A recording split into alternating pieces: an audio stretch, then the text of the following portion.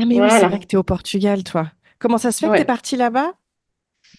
Je suis partie au Portugal. Je venais d'accoucher en plus de ma deuxième. Ouais. 2 mois plus tard, j'étais en 2 mois postpartum parce que ils avaient passé la loi sur l'obligation scolaire. Enfin, pas l'obligation scolaire, je m'entends, hein. Ouais. Et du coup, en plus, j'avais accouché en plein Covid, tout me saoulait. Voilà, j'ai dit, allez, la France, ciao. Vous m'avez saoulé, les gars, je me Vous casse. m'avez trop saoulé, je me casse. Bah, franchement, ça s'est exactement passé comme ça. Vraiment. On a pris nos 3 animaux, nos 2 enfants, dont ma fille qui avait du coup même pas 2 mois. Et on a tout mis dans la voiture, on s'est cassé. Oh la vache.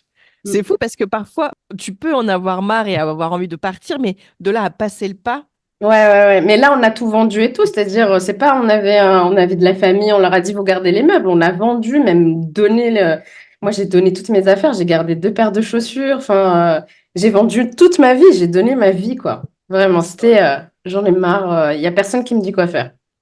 c'est un peu le genre, on recommence à zéro, quoi. On C'est efface ça. Mais tout en et fait, on. tout me saoulait. Tout me saoulait, en fait. Toute la grossesse en plein Covid m'avait saoulée. C'était Ah ouais. insupportable. Hmm.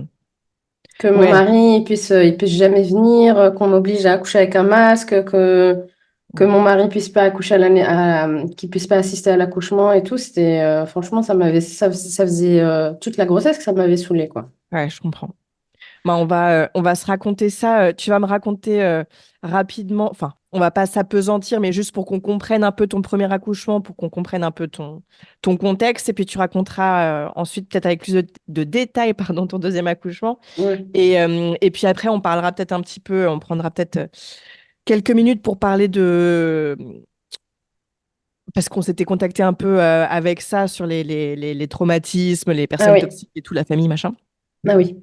Est-ce que d'abord, Zainab, tu pourrais me faire tu vois, un petit point de toi avant d'avoir des enfants? Tu vois, c'était quoi pour toi la maternité? Comment t'envisageais tout ça? Est-ce que tu avais toujours envie d'avoir des enfants? Enfin, c'était quoi pour toi dans ton schéma? Alors, je voulais absolument pas avoir d'enfants. Donc, je me rappelle très bien quand j'étais au lycée, je disais, moi, je n'aurai jamais des enfants. Et je pense que j'étais vraiment trop traumatisée pour pouvoir un jour envisager que moi-même je puisse donner de l'amour à quelqu'un. En fait, c'est comme ça que je le comprends maintenant des années plus tard. Et ensuite, je suis tombée par hasard enceinte la première fois. Donc, je faisais de la symptothermie. Donc, il y a dû avoir une petite boulette quelque part. Et du coup, je suis tombée enceinte. Grande surprise. Et j'ai perdu le bébé à 3 mois de grossesse. Et en fait, c'est vraiment à partir de là que je me suis vraiment posé la question sur la maternité, sur est-ce que je veux un enfant ou pas. Moi, j'ai fait les choses comme ça. Ouais, ouais, ok. Euh, voilà, c'est vraiment quand j'étais enceinte que je me suis dit, mais oui, je suis faite pour être mère en fait. C'est pas moi qui voulais pas d'enfant. Mm. Voilà. En plus, j'ai un ascendant cancer, donc la maternité, ouais, je suis la maman de tout le monde en fait. Donc, Ah ouais, c'était hyper logique. Voilà. d'accord. Ça a Donc, commencé comme ça. d'accord. Et tu dis que toi, tu étais traumatisée et que tu voulais pas d'enfant, donc c'était un contexte familial qui était Oui, délétère et. j'ai grandi avec ma mère qui était pervers narcissique, voilà, les violences, elles étaient physiques, émotionnelles, physiques, etc. J'étais vraiment sous l'emprise, j'étais sa chose, donc je pouvais pas imaginer que je pouvais être autre chose que sa chose, tu vois. Mm. Euh, et d'ailleurs, j'ai arrêté avec elle à 8 mois, à 2 semaines avant d'accoucher de mon premier. T'as arrêté tu as rompu le J'ai contact, dit, c'est ça? j'ai arrêté le contact parce que elle m'a frappée enceinte. Elle a frappé mon ventre enceinte à 8 mois et demi. Mm. Et c'est là où j'ai eu la force de dire, c'est fini. Mm. Voilà. Ok. Et il y avait ton père aussi dans l'équation ou même pas? En fait, dès que j'ai divorcé avec elle, tout le monde l'a suivi, sauf mon père. Mais mon père est décédé 2 mois postpartum. Ah. Donc, c'est-à-dire la même année, j'ai eu donc la rupture avec ma famille, j'ai eu l'accouchement, donc premier, voilà, plein postpartum, plus mon père qui décède le jour de mes 30 ans, parce que sinon ça aurait été trop... Oh la vache. ça a été... Voilà. Donc si tu veux, cette année-là, si tu veux, j'ai tout cumulé. C'était vraiment le tsunami, à tous les niveaux. Mais pendant ton enfance, est-ce que ton père, il essaye de te protéger, de te défendre? Enfin, Non, il a jamais. Déjà, j'ai une belle amnésie j'ai une belle amnésie. Je me rappelle pas de mon enfance, voire mes premiers vrais souvenirs, ça doit être du collège, voire même lycée, hein. Mais de mes souvenirs, il était là pour moi, pas pour mes frères et sœurs, mais pour moi, oui. Mais il a jamais tenu tête à ma mère. C'était, mais tu sais, elle t'aime, elle te fera parce qu'elle t'aime. hmm, ok. Voilà. Ouais, Donc non, il a jamais pris la défense, non. Mais il était sous emprise aussi. ouais.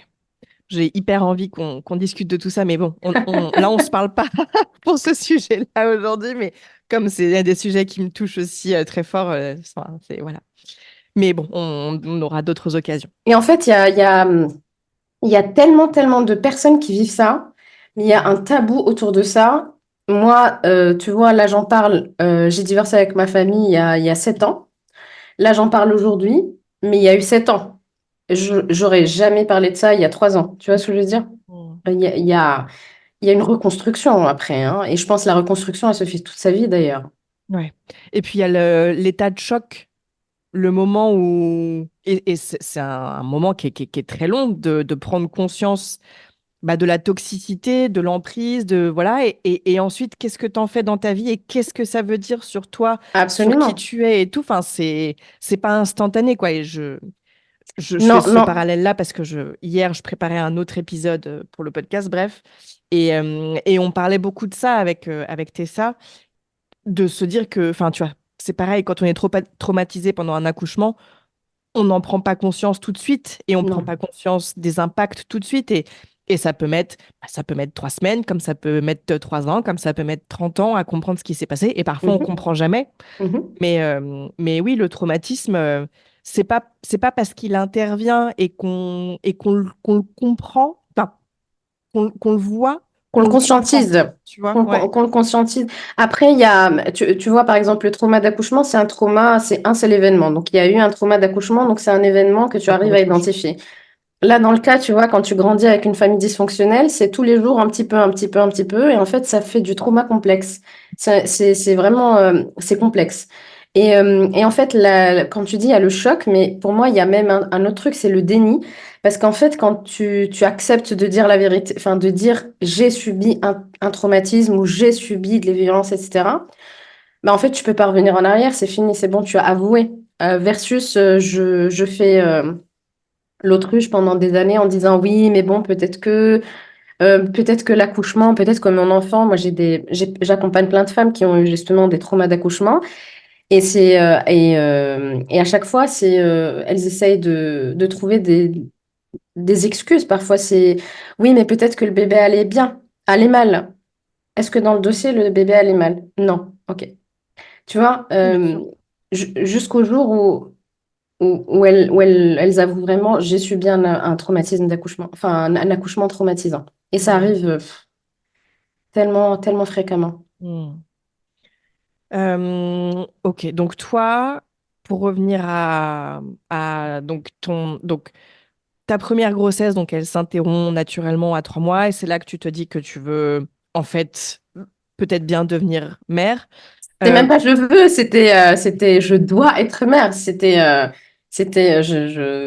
Alors là avec des années, je sais pas si c'était pour me guérir de ce trauma-là qui a été parce qu'on a fait l'échographie, tout se passait bien et voilà, c'est une échographie de contrôle où le cœur s'était arrêté et du coup c'était je dois être être maman quoi, c'était hmm, non négociable. Mais j'y arrivais pas. d'accord. Donc, s'en est suivi 2 ans de PMA. Donc t'étais avec ton compagnon et au bout de 2 ans, ça a fini par fonctionner, c'est ça? Ça a fonctionné quand je crois que on les a enchaînés en plus. Je crois que j'ai fait 4 filles et je sais plus combien d'inséminations. Enfin, je me rappelle même plus. Et ça fonctionnait pas. Je faisais des fausses couches vraiment très au tout début.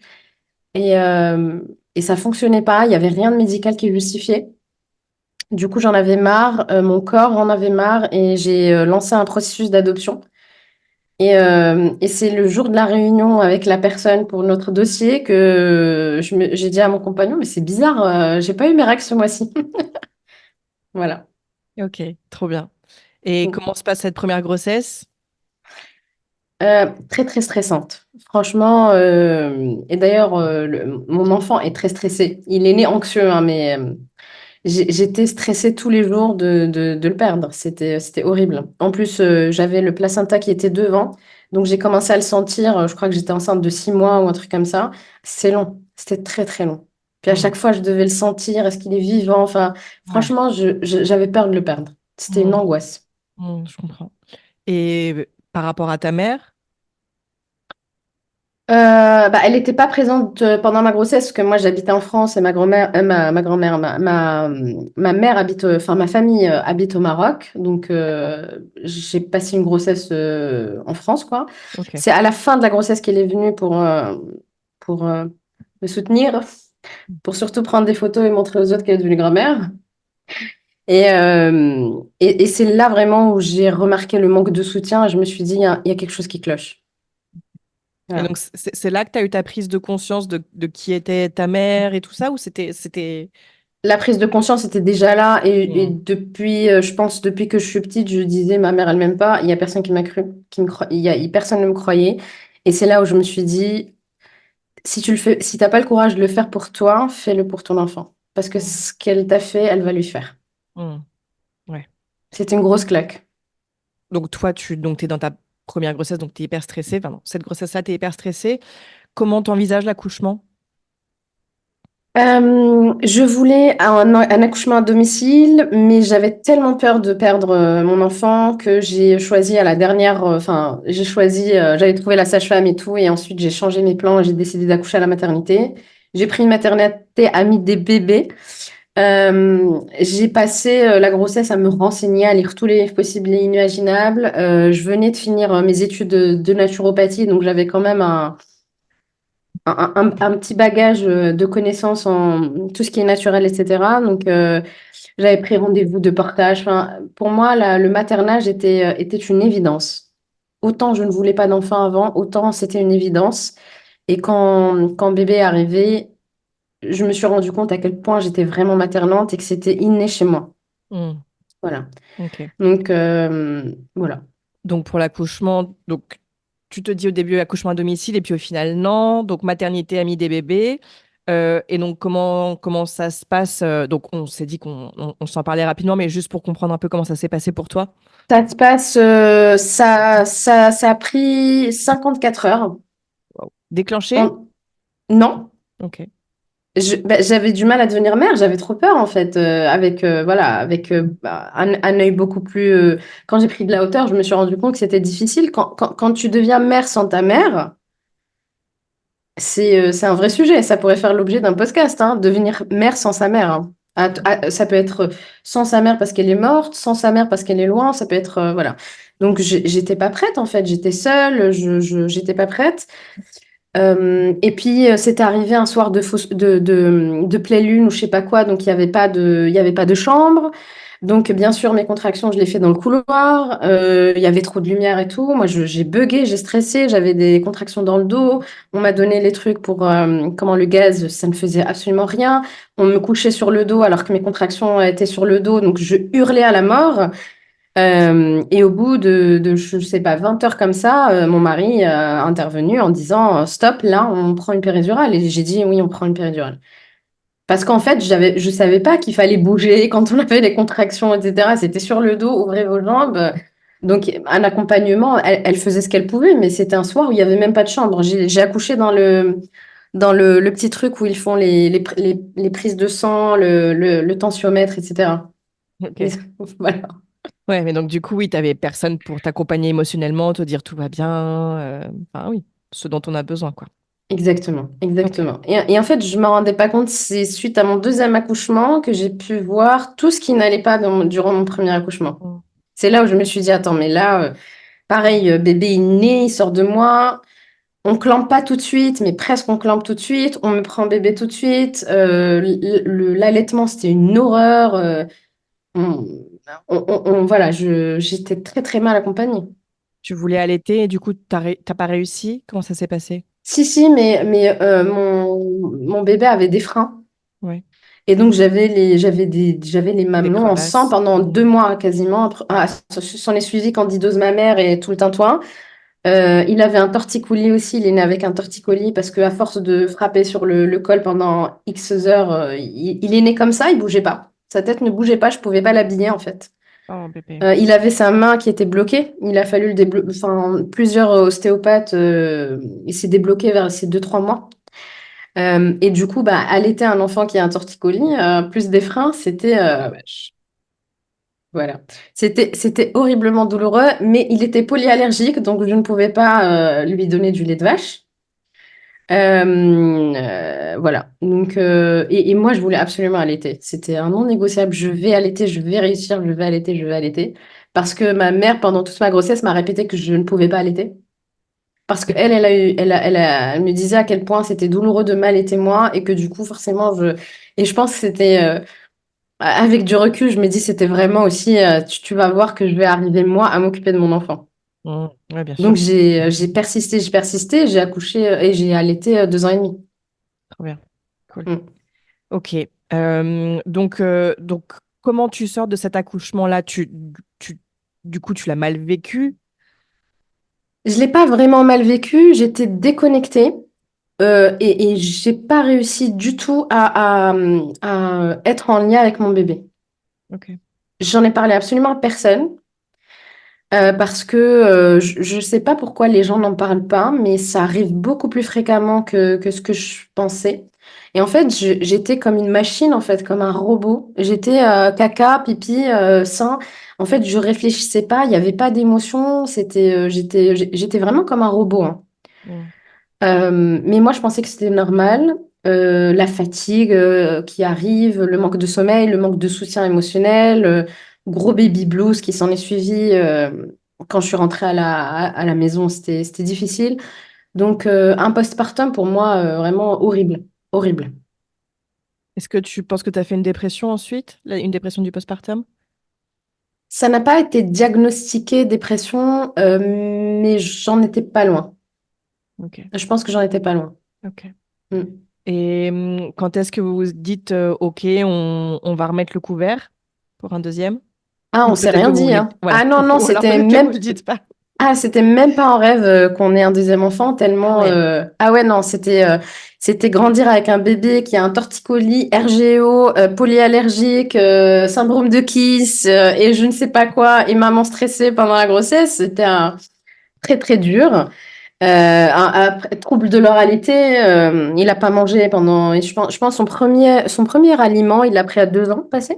Ah Donc ouais. c'était allaitement à la demande, c'est-à-dire toutes les 20 minutes pendant 2 ans. Ah ouais.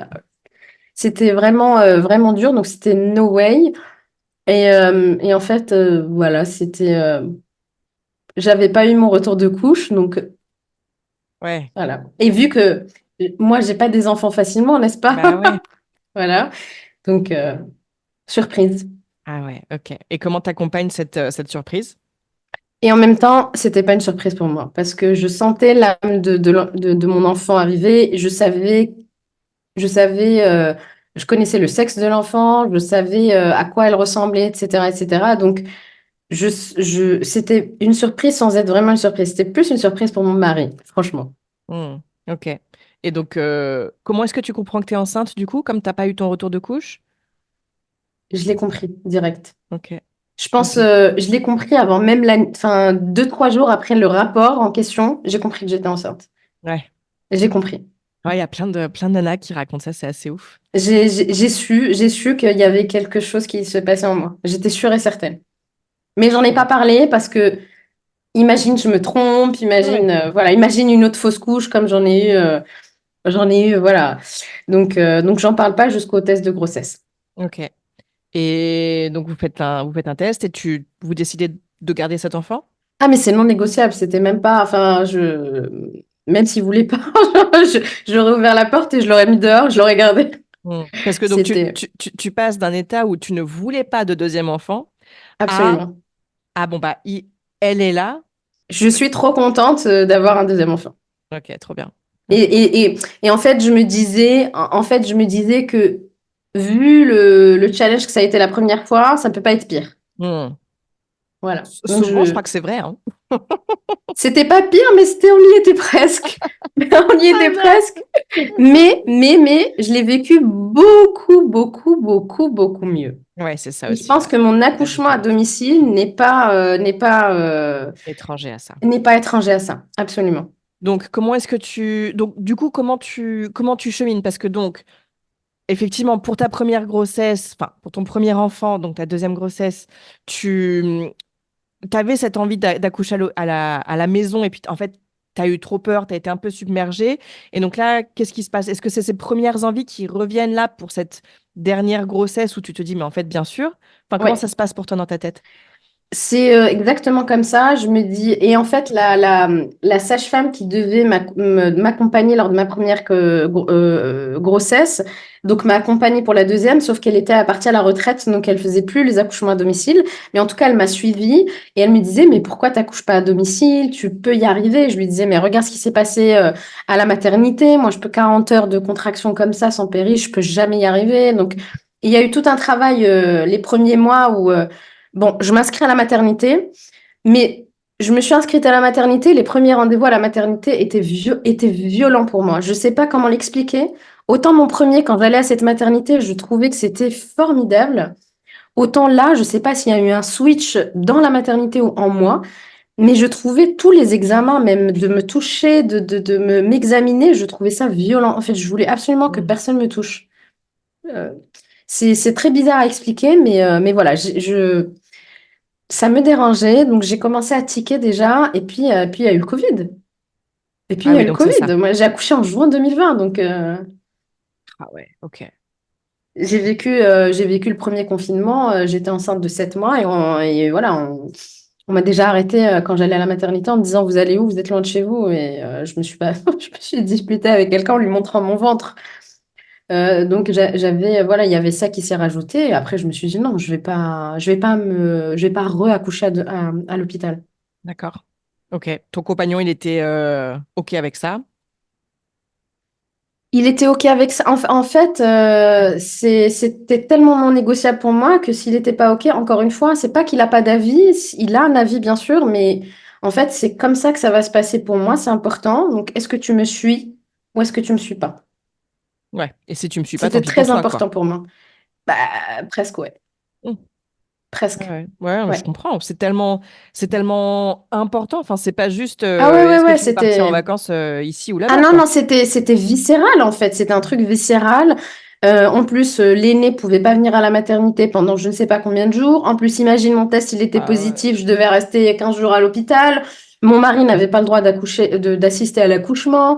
Je devais accoucher avec un masque, donc sortir mon bébé que j'ai porté pendant 9 mois, il voit pas sa mère. J'ai dit non mais Ok. Et donc, du coup, tu trouves une sage-femme pour l'accouchement à domicile et elle te dit il y a aucun problème. Enfin, comment ça se passe, du coup? bah, incroyable, c'est que j'ai du coup pris la seule sage-femme du département qu'il y avait, hormis celle-là qui est à la retraite. Et du coup, on commence les trucs à la maison, etc. Et puis, je crois, 3 ou 4 semaines avant d'accoucher, je ne sentais plus cette sage-femme. Ah, Elle n'était pas méchante ni rien, hein, c'est juste que je voulais plus accoucher avec elle. Voilà. ok.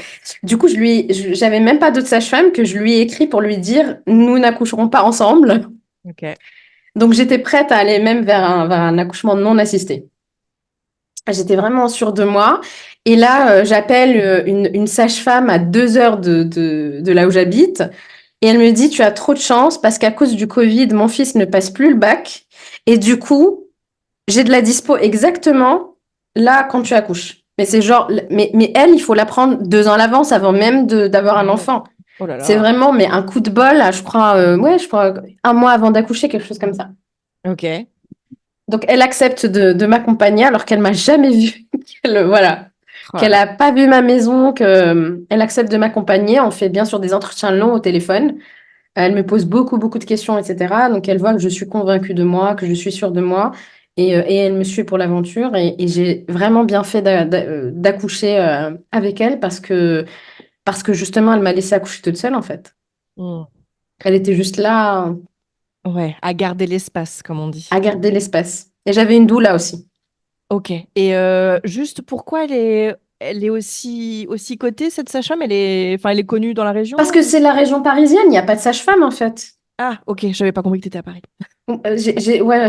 Enfin, à cette époque-là. Si, si, si, si, si. Du coup, il y a pas beaucoup de sages-femmes. C'est rare, les sages-femmes, hein. Bah, il y en a quelques-unes. Enfin, donc, bon, il y a 4 ans, je sais pas si c'était très, très différent. Bah, attends, j'ai accouché quand, moi? Ah, bah, j'étais accouchée en 2021. Bah, il y en a quelques-unes. C'est juste qu'effectivement, faut que ça fitte. Et puis, Pas 3 semaines d'accoucher. alors voilà. Non, mais c'est ça, Ben, c'est exactement. ça. Donc elle te dit, OK, Banco, je te prends un mois avant. Super. Et c'est quoi les protocoles, du coup? Qu'est-ce qu'elle te dit, elle, par rapport au Covid? Alors, la condition sine qua non, c'est qu'elle soit avec quelqu'un d'autre. OK. Donc, qu'elle vienne pas toute seule. Donc, elle est venue avec une collègue que j'ai vue pendant l'accouchement. Elles sont arrivées à une demi-heure d'accoucher. Elles sont arrivées à la fin. D'accord. Parce qu'elles habitaient loin, il y avait des problèmes. Et vu que la première fois, ça a mis tellement d'heures qu'elles ne pensaient pas que ça allait être aussi rapide. Donc, elles OK. sont venues vraiment. Et elles me disaient après que j'ai attendu qu'elles viennent pour que j'accouche, parce que j'aurais pu accoucher avant. D'accord. Donc, le protocole, c'était ça, c'est qu'elles soient deux. Mais donc pas de masque, enfin. Quand elle a pris le bébé dans les bras, si, je pense qu'elle avait un masque, je crois. Mes souvenirs sont assez flous, je t'avoue. OK, OK, pas de problème. OK, donc très bien. Et Mais là, tu moi, te... j'avais pas de masque, c'est sûr. Oui, Moi, j'avais pas de masque. Mon mari était présent et mon aîné était présent aussi. OK, Parce que j'ai accouché le matin le matin vers 9h. Voilà. OK, Donc, mon aîné était réveillé. d'accord. Donc, tu fais ce revirement un petit peu là, les dernières semaines avant d'accoucher. Tu choisis cette sage-femme. Mhm. Euh, et donc là, tu te sens beaucoup plus en confiance. Comment ça se passe, du coup, tes dernières semaines de grossesse et comment se déclenche ton accouchement? Est-ce que ça vient naturellement?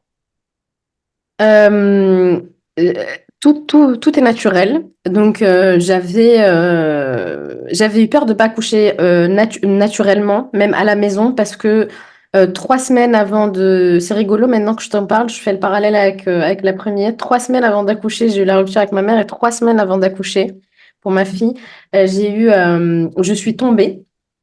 Et je suis tombée sur les fesses et en fait, j'ai toute ma colonne qui a bougé tellement que j'avais la tête qui tournait, etc. J'avais mal au bassin. Enfin, tout le monde me disait, vu tes douleurs, je pense pas que tu arrives à accoucher à domicile. Ah, Et j'ai réussi. OK. Voilà. Donc, c'était ma peur en fait. C'était la seule peur que j'avais. Que justement, mais bon, je suis tombée sur les bons ostéos. Donc, voilà. OK. Qui t'ont remis s'il y avait des choses à remettre et J'ai puis. encore des douleurs maintenant aujourd'hui.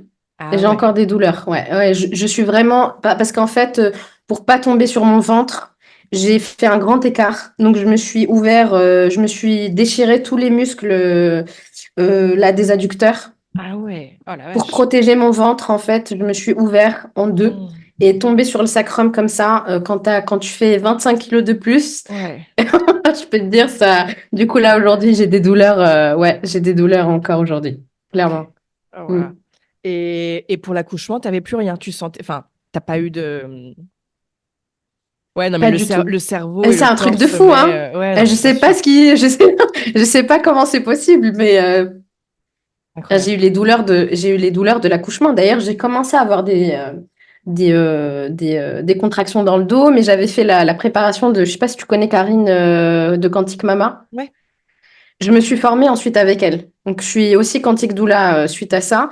Et en fait, j'avais compris les mouvements à faire, donc j'avais fait les mouvements, je me suis bien accompagnée. En fait, c'était vachement gérable, en fait. Enfin, gérable, on s'entend, hein. Mais j'avais en tout cas réussi à gérer tout ça. OK. Donc ton accouchement se lance tout seul. Comment ça se passe? Quelques jours avant d'accoucher, j'ai écrit mon accouchement, mais vraiment dans les détails. Et en fait, je l'ai relu quelques mois plus tard et c'est hallucinant. J'ai quasiment écrit mais mon accouchement, quoi. C'est un Ah truc de ouais. fou, mais vraiment, vraiment. Même à l'heure, j'avais demandé à ce que mon accouchement se déclenche quand mon aîné irait dormir. Et en fait, il s'est déclenché, voilà, la nuit. Donc, les premières contractions, j'avais quand même pas mal de contractions les jours d'avant. Donc, Je savais pas si c'était juste, voilà, ces Le contractions-là, ou est-ce pré-travail. que, voilà, ou un vrai travail. Et puis, au bout d'un moment, j'ai compris que c'était le vrai travail. Donc, voilà, j'ai accompagné, etc. J'étais euphorique. Hmm. J'étais trop contente. J'attendais ce jour avec impatience. Et du coup, j'ai réveillé mon mari, je crois, vers minuit. Et du coup, ça a duré à peu près 10 heures. Voilà. Ok. Donc vers minuit, tu réveilles ton compagnon. Comment tu te mets? Comment tu gères les contractions? Est-ce que c'est horrible? Je lui dis, voilà, il est parti mettre des alaises de partout. Parce que du coup, je savais pas si j'allais accoucher sur le lit, si j'allais accoucher dans ma baignoire ou si j'allais accoucher dans le salon. Donc, ça lui a pris un bon bout de temps, je crois. Entre-temps, j'ai mis un bain et je suis restée, je crois, 2, 3 heures au moins dans le bain. Et c'est là où j'ai perdu complètement la notion de temps. C'est-à-dire que je pouvais plus parler, je me rappelle plus de rien. Et en fait, les 10 heures, j'ai l'impression que c'était 1 heure ou 2. Donc, Hmm. il y a un espace-temps, je me rappelle vraiment pas. Madoula, donc je l'appelle tout de suite Madoula, mais bien sûr, sa voiture tombe en panne. Donc ma doula, je crois qu'elle arrive un quart d'heure avant l'accouchement, un truc comme ça. Ok. Et ma sage-femme a écrit même dans son rapport que j'ai attendu, que j'étais complètement ouverte et prête, mais que j'ai attendu qu'elle arrive. Et une fois qu'elle est Drôle. arrivée, j'ai dit c'est bon, je pousse. Un Hmm. truc de fou. J'avais besoin que mon espace y soit, voilà. C'était ma Complètement sécure sécurité. et ouais. Exactement. C'est une super doula. Et voilà, là, le travail a commencé dans la baignoire. Et ensuite, je supportais plus la baignoire. Moi qui voulais accoucher dans l'eau, j'ai détesté ça. Hmm. J'ai suivi mon intuition, donc je suis descendue sur le canapé, j'ai fini le travail sur le canapé, j'ai beaucoup marché, j'ai beaucoup bu, j'ai mangé aussi, j'ai beaucoup été aux toilettes, ça me sécurisait d'avoir des contractions aux toilettes. J'ai su plus tard que parce que l'espace était fermé, ça Hmm. sécurisait, mais je l'ai su que plus tard. Et puis voilà, ça s'est continué comme ça, et les sages-femmes sont arrivées, et quand elles sont arrivées, j'étais en phase où je vais pas y arriver. J'ai dit à ma sage-femme, je lui ai dit, je vais jamais y arriver, ça fait trop mal. Elle me dit, c'est génial. Elle me dit, t'y es presque, tu vas y arriver. Tu sais pas à quel point ton corps il peut endurer la souffrance parce que tu l'as pas vécu. Mais tu vas y arriver. Du coup, des massages dans le dos, elles installent leur chaise là pour que j'accompagne le. Et là, c'était la torture. C'était la chaise de la torture. Je sais pas si tu connais la chaise.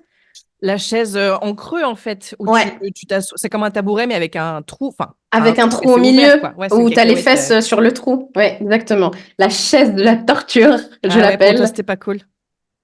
Mais en même temps, je pense en 1 heure, c'est bon, je suis passée de. Et elle voulait absolument pas me vérifier mon col. Elle me disait non, tu vas y arriver, etc. Et moi, je voulais absolument vérifier le col. Parce qu'en fait, j'avais eu la première fois où des heures passées, je m'ouvrais pas. Et je voulais pas qu'en fait, ça se reproduise. Du coup, je Hmm. leur disais, vérifiez que je m'ouvre bien. Et donc, elles m'ont vérifié, j'étais à 6. Et là, j'ai regardé mon mari, j'ai dit, yes, c'est bon. Hmm. Je le fais, tu vois. Et du coup, ensuite, et j'ai insisté moi-même pour qu'elles me vérifient, mais sinon, vraiment, elles étaient juste présentes, elles vérifiaient le cœur. Je me rendais même pas compte, en fait, de tout ça. Elles avaient un miroir sous le truc pour bien vérifier. Elles me touchaient pas. C'était phénoménal. Hmm. C'est comme ça Magnifique. que ça doit se passer, hein. Exactement. Et ça, je l'ai Et, compris plus tard. bah ouais. Et donc au niveau des douleurs, donc en gros, c'est la dernière heure où tu dis que tu vas pas y arriver et tout, et quand tu es assise donc sur la chaise de torture que tu trouves que c'est difficile, mais avant ça, c'était gérable et C'était très difficile aussi, mais mon mental suivait, en fait. ouais. C'était très, très difficile aussi. J'avais beaucoup de contractions dans le dos, Hmm. mais mon mental était, oui, c'est pas grave, tu vas y arriver, etc. C'est vraiment à la fin où je croyais pas pouvoir être capable d'endurer ça. Ok. C'est la fameuse phase De de désespérance. désespoir, hein. Voilà, exactement, désespérance. Hmm. Donc, mais c'était très difficile, mais mon mental, je voulais tellement accoucher à la maison que mon mental, il a dit, Ouais, même pas en rêve, je vais vraiment à moins d'une urgence, je ne ouais, vais pas à la maternité, c'est ouais, mort. ouais. Ok. Et comment ça se passe la fin, la poussée? Je pousse, je pousse, je suis à quatre pattes sur mon canapé. Mon bébé sort, je le prends directement moi du coup dans les bras. Mm. Et là, ce que je n'avais pas connu lors de ma première de mon premier accouchement, c'est l'euphorie. Je l'avais pas du tout connu. C'est une euphorie. J'étais vraiment dans les nuages et ça a duré quelques heures, hein. Un truc, j'ai eu un shoot d'ocytocine que je crois rien que pour ça, je revivrais un accouchement, tu vois, Ah, rien que c'est pour clair. ce moment-là. Et ouais, je me rappelle plus de rien. C'était un espace-temps, vraiment, j'étais là, j'ai réussi et j'arrêtais pas de dire, mais j'ai réussi, mais j'ai réussi, mais j'ai réussi. Donc, j'étais très contente et le lien d'attachement, il s'est tout de suite fait. Tout de suite, dans la Mm. seconde, ce qui n'a pas été le cas lors de mon premier accouchement. Donc, je pense que l'accouchement à domicile joue. Ah oui, c'est sûr. J'ai pas de doute, hein. Du coup, voilà, je souhaite vraiment à toutes les femmes de connaître ça, quoi. Mm. Ça devrait être la norme, hein. Ah bah oui, oui, comme, bon, j'allais dire comme dans plein d'autres pays, mais c'est la norme presque plus nulle part maintenant, mais il y a plein de pays où c'est quand même Bah, beaucoup au plus Portugal, il y a le beaucoup cas, quoi. d'accouchements à domicile, hein. Ouais, Tu peux accoucher à domicile juste avec une doula, t'as pas besoin d'une sage-femme? ah ouais. Ah bah C'est oui. pas, bah, enfin, en France aussi, hein, c'est juste que les gens te considèrent comme une folle, mais je sais pas si les Portugais te considèrent comme une folle, mais on a le droit en France, bien sûr. C'est Je sais juste pas. Je sais pas. En tout cas, mal perçu. j'ai vécu l'expérience d'allaitement différente par rapport à la France. Parce Mm. que j'ai allaité de la même manière, etc. Et ici, franchement, les gens, ils m'encourageaient à allaiter. Ils étaient là, waouh, bravo, c'est génial, c'est magnifique, elle a de la chance, voilà. Alors qu'en France, c'était, ah, c'est dégueulasse, Burk. Vraiment. Ouais. Donc, Oui, oui, oui. Mais en France, j'ai l'impression que c'est soit les gens t'encouragent à fond et si tu n'allaites pas, t'es une mauvaise mère. Mais bon, il faut allaiter que jusqu'à 6 mois. Parce que si tu dépasses les 6 mois, t'es une dingo, quoi. Enfin, t'es une perverse et puis t'es enfin, incestueuse, tout ce que tu veux. on me l'a Donc, dit. On m'a donc déjà dit que c'est. j'étais Ouais, une mère incestueuse. les gens sont absolument insupportables. Ouais, mais en fait, c'est là où je pense que pendant la grossesse, surtout la première fois, c'est super important d'être accompagné. Parce qu'en fait, il y a plein de choses. C'est tellement facile de se remettre en question, c'est tellement facile de se dire, mais j'ai tort, ton bébé il pleure, c'est à cause de toi. En Bien fait, sûr, c'est une mais ouais. période tellement vulnérable que pour moi, il faut être accompagné. C'est un non négociable, en fait. Tu as besoin d'être accompagné par une femme qui sait, qui s'y connaît, qui peut te conseiller, être proche de toi.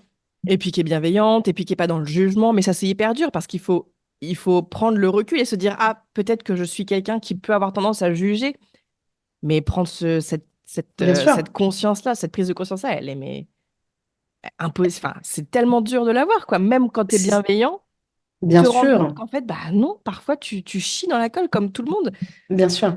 Et il faut avoir Et- travaillé sur soi moi après tu vois moi ce que tu viens de me dire moi je l'applique pour tous les travaux, enfin, tout ce qui est en rapport avec la thérapie, tous les thérapeutes de manière générale, que tu sois doula, que tu sois sage-femme, que tu sois naturopathe, que tu sois, etc. Il y a besoin de cette présence, cette posture thérapeutique, de non-jugement, de bienveillance, mais de réelle bienveillance, pas de la bienveillance. C'est ça bah, aussi. ouais, de se rendre compte que parfois tu peux être très bienveillant, enfin, avoir envie d'être bienveillant. Et tu vois, je dis ça, j'ai Bien l'impression, sûr. j'insiste beaucoup, mais je sais que moi, j'ai longtemps été comme ça. Je Mhm, pensais être très bienveillante. Mais j'avais une idée préconçue des choses, et si tu les mhm. faisais pas, bah, j'allais dire ce que je pensais, et enfin, il y avait du jugement, et enfin, bref. Bien sûr. Mais il y a besoin de savoir se remettre en question, c'est pas évident. Et Non, après, on évolue aussi, je pense. bien sûr. On évolue, En heureusement. devenant mère aussi, en devenant parent, où tu te décentres, et enfin, oui, non, Exactement. c'est un Et puis tu chemin te rends hyper compte à quel intéressant. point tu te juges toi-même. Parce qu'avant de juger les autres, tu te juges toi-même. Et quand tu deviens mère, je trouve que le jugement, l'auto-jugement, mal se juger, c'est hyper facile en fait. Ouais, bien sûr. Ah bah, tu portes tout, hein. Bah, tu portes tout et puis la société en face, surtout quand t'es dans le maternage bienveillant, c'est comme si tu nages à contre-courant en fait. C'est Ah, épuisant. complètement. Mm. C'est épuisant. T'as besoin tous les jours, limite, t'es dans cette position de, allez, enfin, je fight avec qui aujourd'hui? Tu vas chez un pédiatre, t'es en mode, bon, aujourd'hui, je me prépare à fighter parce qu'il va me dire quelque chose. C'est pas normal, en fait. Non, c'est clair. C'est pas normal. Et donc, aujourd'hui, toi, Donc, tu as déménagé au Portugal, tu me disais au tout début de notre conversation pour en fait pouvoir faire les choix que tu voulais pour tes enfants et l'éducation que tu leur donnes et tout ça. Ouais, comment tu vis tout ça aujourd'hui?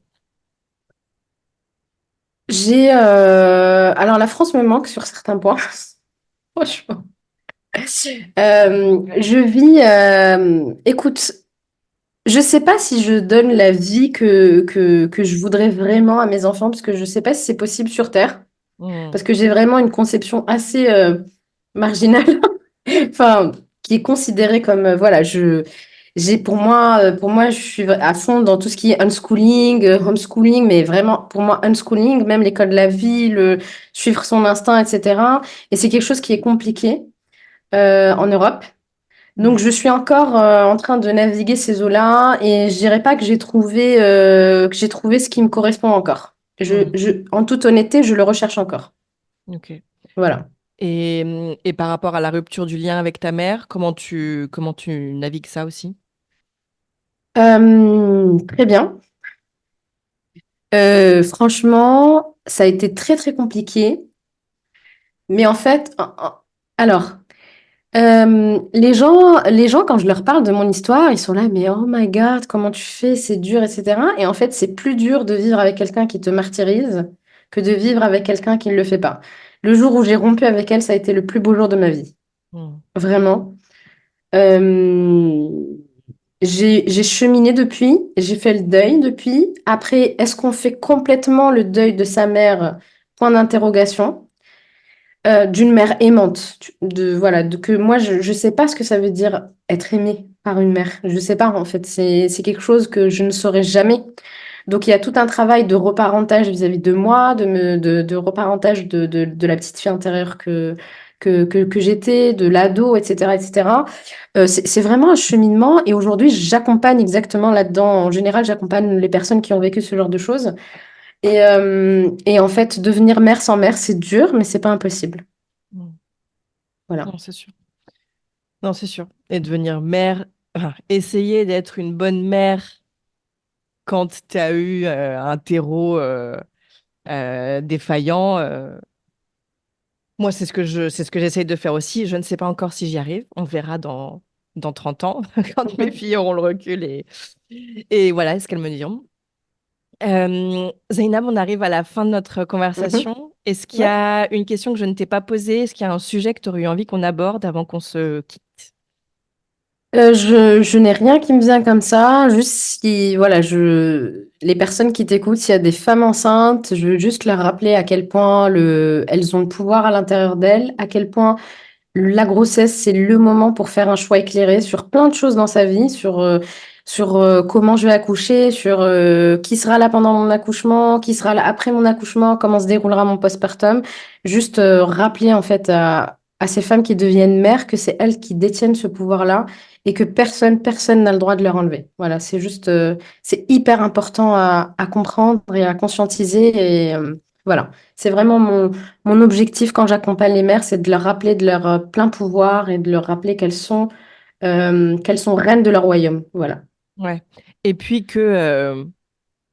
parce que tu vois, j'adhère complètement à ce que tu dis, mais tu vois, moi dans ma tête avant, je comprenais pas ce que ça voulait dire et pour Mm. moi c'était oui, oui, oui, c'est ma vie, mais c'est quand même le médecin qui sait mieux que moi. Mhm. Et je pense qu'il faut vraiment rappeler que c'est pas forcément le médecin qui sait mieux que toi. Et si, enfin voilà, l'avis médical, tu le prends et tu en fais ce que tu veux. Et si le déclenchement, ça ne te convient pas, ou X ou Y proposition du système, si elle ne te convient pas, c'est toi qui décides et c'est toi, c'est ce que tu dis, c'est toi qui es reine dans ton royaume.